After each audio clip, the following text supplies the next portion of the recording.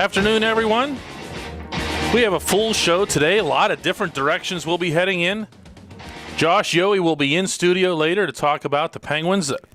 Some news this afternoon, or this morning, I should say. Evgeny Malkin, Chris Letang, injury updates. Matt Cook's name is going to be added to the list now, apparently. We'll also have an interview with James Robinson, the freshman fun point guard of the Pitt Panthers, heading out, as I am later tonight, to Salt Lake City for the NCAA tournament. We're also going to have, of course, Suck Meter on later in the show. And I can promise you this one's going to be a good one, even by his lofty standards. First, we're going to get into a little bit of Steelers today, because the Steelers have been talking a lot in Phoenix. Actually, they've been talking more in Phoenix than they have in Pittsburgh for the last 2 months, but that's another matter entirely. Art Rooney, too, Kevin Colbert, Mike Tomlin yesterday, again today. And they're talking bold. I like that.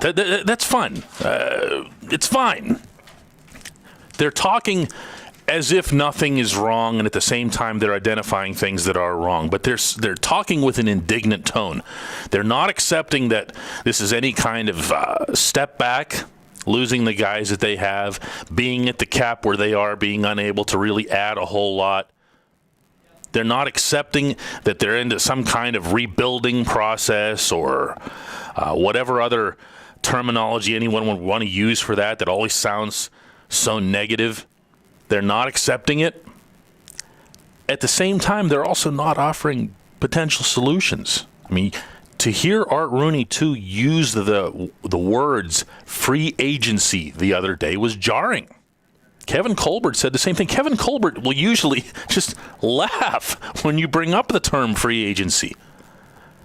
But I think the Steelers have gotten to the point where they understand that these holes, and they are holes that are in their lineup right now, have to be replaced from the outside. This idea that they can just waltz into the draft and magically get themselves a starting running back, starting wide receiver, starting outside linebacker, young safety, right out of the draft and have them walk out into the fields at Latrobe and be ready, that's crazy. They know that. They have to know that. So they're talking about free agency.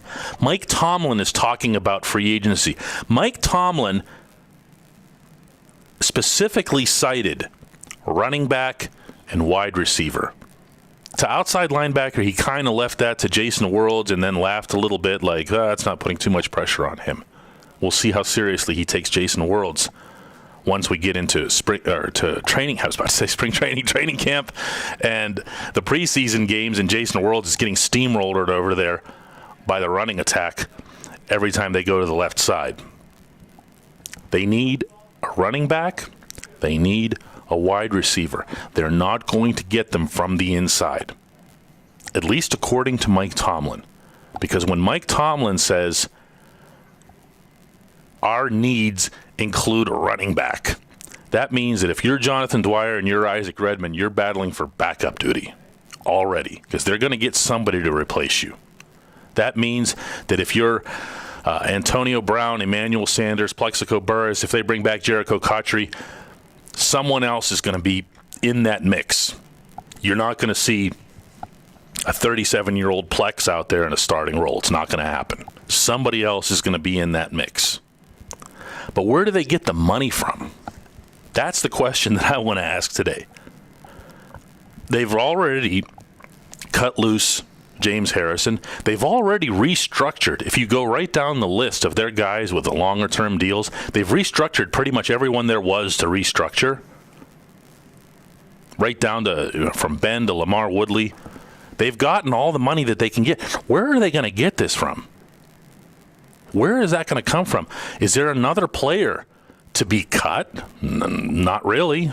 That deadline has passed. So what are they realistically looking at here? Why are they talking this bold? It just doesn't add up. If you were to bring in, let's say, an Ahmad Bradshaw for running back, that's not going to come for nothing. He's not just going to waltz onto the field and say, hey, everybody, I'm here. I really like this organization. I'm going to play for it. They have to come up with some kind of cash. And I don't see where that's going to happen. Mike Tomlin is in a position right now where he has to do and say the right thing. He has to be the same Mike Tomlin. He has to talk tough. He has to challenge his men and everything else. But I'm not seeing these answers. I'm not seeing even potential answers at these positions, especially once the head coach comes out and says, we need to get a running back. We need to get a wide receiver. That's the head coach's feeling on that.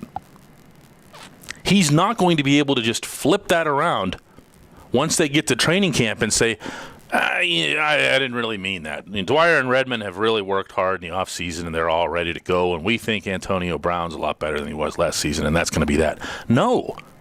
They're still going to have to make some kind of significant moves, and that means from the outside. It's not going to come with money.